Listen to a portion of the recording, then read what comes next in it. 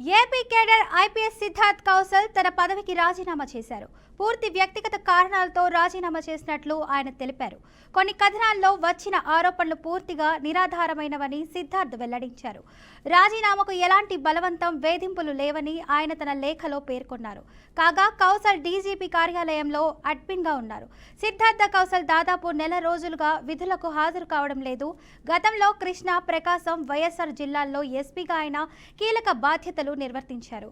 ఇక ఇదే అంశానికి సంబంధించి మరింత సమాచారాన్ని మా ప్రతినిధి సాంబశివరావు అందిస్తారు. సాంబశివరావు, చెప్పండి. ఫాతిమా ఐపీఎస్ అధికారి సిద్ధార్థ కౌశల్ తన పదవికి రాజీనామా చేస్తూ కూడా ఈ రోజు అతను ఒక రాజీనామా లేఖని పంపించడం జరిగింది. అయితే సిద్ధార్థ్ కౌశల్ పంపించినటువంటి రాజీనామా లేఖపై అయితే ఇప్పటికే సర్వత్రా రకరకాల విమర్శలు అయితే వినపడుతున్నటువంటి పరిస్థితి అయితే ఉంది. ఎందుకంటే సిద్ధార్థ కౌశల్ గతంలో వైసీపీ పార్టీలో గత కొన్ని జిల్లాల్లో ఆయన ఎస్పీగా కూడా పనిచేసినటువంటి అనుభవం ఉంది. కాకపోతే ఆయన వైసీపీ అధికారంలో ఉన్నప్పుడు పూర్తి స్థాయిలో కూడా వైసీపీకి అతను ఫేవర్గా ఉన్నాడనే నేపథ్యంతో ఇప్పుడు ప్రస్తుతం ఉన్నటువంటి కూటమి ప్రభుత్వం అతన్ని గత ఎక్కడ కూడా పోస్టింగ్ లేకుండా అతన్ని అట్లా హోల్డింగ్ లో పెట్టిందని చెప్పేసి కూడా బయట నుంచి అయితే ఆరోపణలు వినిపిస్తున్నాయి. గతంలో చూడొచ్చు, ఎందుకంటే వైసీపీ పార్టీ అధికారంలో ఉన్నప్పుడు గత ముంబైకి సంబంధించినటువంటి నటి అంశంలో కొంతమంది ఐపీఎస్ అధికారులకు సంబంధించి విశాల్ గుని కావచ్చు, అదేవిధంగా క్రాంతి రాణా టాటా కావచ్చు, ఇటువంటి అధికారులపై తీవ్ర స్థాయిలో ఆరోపణలు ఉన్నటువంటి విషయం తెలిసిందే. వాళ్ళు ఆ ముంబై నటిని ఇక్కడ ఒక వైసీపీ నేతకు జరిగినటువంటి అన్యాయంపై ముంబై నుంచి నటిని తీసుకొచ్చి తీవ్ర ఇబ్బందులకు గురి చేయడం, ఆ తర్వాత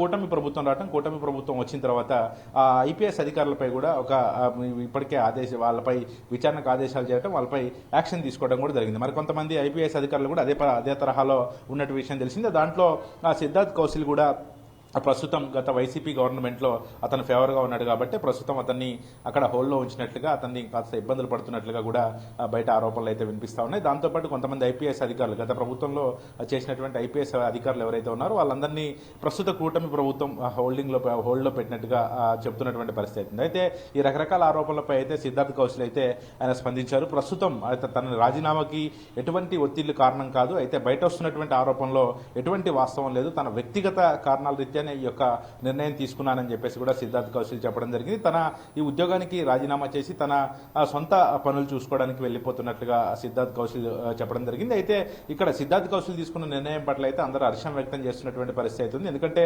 ప్రస్తుతం ఉన్నటువంటి కొంతమంది ఐఏఎస్ అధికారులు కావచ్చు, ఐపీఎస్ అధికారులు కావచ్చు, పూర్తిగా ప్రజలకి అనుకూలంగా ఉండాల్సినటువంటి నేపథ్యంలో అటు ప్రభుత్వాలకి ఊడిగాలు చేస్తూ వాళ్ళ మెప్పు కోసం పనులు చేస్తున్నటువంటి పరిస్థితులు ఉన్నాయి. కాబట్టి ఒక మంచి నిర్ణయం తీసుకుంటున్నారంటూ కూడా అభినందనలు వ్యక్తం చేస్తున్నటువంటి పరిస్థితి. ఎందుకంటే భవిష్యత్తులో ఏ పార్టీ వచ్చినా కూడా, ఏ ప్రభుత్వం వచ్చినా కూడా అధికారులు పూర్తిగా కూడా ప్రభుత్వానికి తలొగ్గి పనిచేయాల్సిన పరిస్థితి వచ్చింది. కాబట్టి అట్లా ఒక ఐఏఎస్ అధికారి, ఒక ఐపీఎస్ అధికారికి ఆ బాధలు ఎలా ఉంటాయో తెలుసు. కాబట్టి ఈ సిద్ధార్థ్ కౌశల్ తీసుకున్నటువంటి నిర్ణయం చాలా హర్షించదగ్గ విషయం అని చెప్పేసి ప్రస్తుతం అయితే కొంతమంది అయితే అతని నిర్ణయం పట్ల అయితే హర్షం వ్యక్తం చేస్తున్నటువంటి పరిస్థితి అయితే కనపడతా ఉంది. మరి సిద్ధార్థ్ కౌశల్ బాటలో మరి కొంతమంది ఎవరైనా అదే నిర్ణయం తీసుకుంటారా, అట్లా ఏ విధంగా ఉంటుంది అనేది మాత్రం వేచి చూడాల్సిన అవసరం అయితే కనబడతా ఉంది. ఫాతిమా. Right, thank you.